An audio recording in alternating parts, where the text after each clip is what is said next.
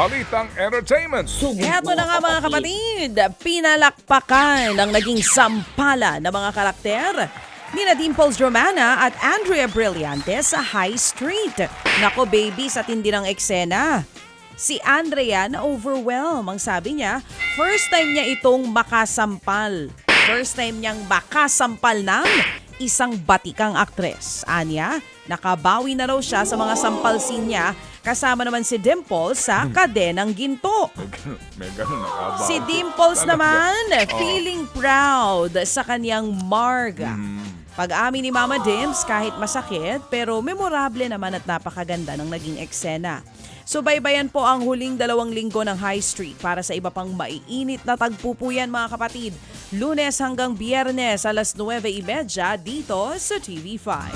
Nilo and Akay Calyao in Davao, maimbuntag kaninyo diha. Hindi na lang po naman sa kantahan palaban si SB19 member Stel. May ibubuga na rin daw siya sa pag-arte sa bagong music video niya na hindi ko masabi. Feel daw ho ang emosyon ni Stel tungkol po sa kanyang unspoken love sa isang kaibigan. Instant hit din ang MV mula nang ito'y ilabas noong Sabado. Umaasa ho naman ang 18s na magkaka-music video din ang collab song ng SB19 at ni Glock9 na Kalakal. Nabanggit kasi ni Stel ang tungkol dyan sa isang concert kagabi. Samantala, sa mga Pinoy anchor, magkakaroon ng ikalawang solo concert ang all-Pinoy global pop group na Horizon sa bansa sa Nobyembre. Inanunsyo yan na mismo ng grupo sa ginanap na concert tampok ang iba pang P-pop group sa SM Mall of Asia Arena sa Pasay. Ayon sa Horizon, nakatakda ng kanilang concert sa November 3 sa parehong venue. Kasabay naman ang anunsyong yan, nagpapasalamat ang grupo lalo't nakasama nila ang iba pa nilang hinahangaang P-pop group katulad ng Alamat, Kaya, G22 at SB19. Onji Pancho sa Bulacan. Ganda umaga Sir Onji at maganda umaga rin. At happy birthday kay Sol Suksay. Sa kanyang kaarawan today, siya daw po mga kapatid ay nasa Bangkok in Thailand. Wala ba niya si Mayor? Wala po akong any knowledge po. Aha, samantala po naman para po sa mga nais mapasama sa susunod na Big Pop Boy Group. Eto na, Big Boy. Itong si Big Boy Erwin at si Big Napakalaki. Boy Jeff. Ay, pwede sila dito. Napakalaki. Malapit na hong magbukas ang Global Talent Search para nga sa co-production ng TV5 at ng MLD Entertainment na Be The Next 99 Dreamers. 99 ah. Yes, it's 99. Pwede ka din dito.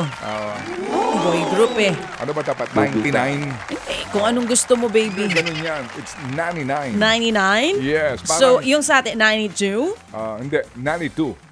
92. Oh, dali, parang may bara ilong mo. 99? 99. 99. Yes, 99.5. Kinakain yung letter T. Parang 99. Anineo. Hasta na, ginugulo mo ko Ay, sorry. Ginugulo mo Pwede ko. kayo dito. 99 Dreamers. Kaya po sa lahat ng mga lalaking ipinanganak mula 2000 hanggang, hindi na tayo pwede dito. Erwin, di kami pwede dito, Erwin. Mula 2000 hanggang 2009, mag-apply po sa BeTheNext99.com.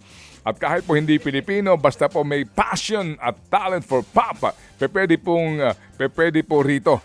Magpapatuloy daw ho ang auditions hanggang October 18.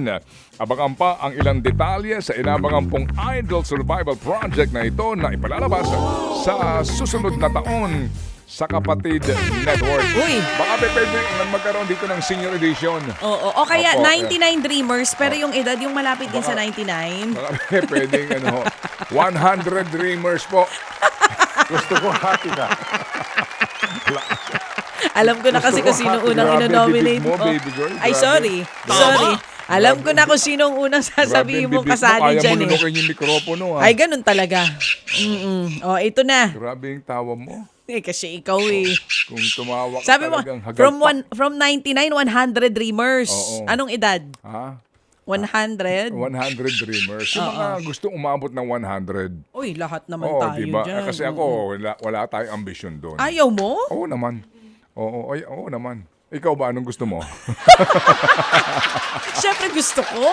Ha? Gusto ko umabot ng 100. Gusto mo hanggang 200 Hindi, pa eh. gusto mo yung iba, ang ibibigay sa'yo, hindi ka mamamatay. Ay, Nagunaw na ang mundo, buhay ka pa rin. mahirap Alam mo naman yun? Oo. Bumibigyan ka ng ano? Ang gagawin sa yung Tapos ikaw na lang kaparusahan, mag-isa? ang iyong sentensya, mabubuhay ka, nang walang hangganan. Patay na lahat ng tao sa mundo, nagunaw na ang mundo. Ikaw na lang mag-isa. Gusto Hindi mo? ko deserve. Hindi ko deserve. Yoko.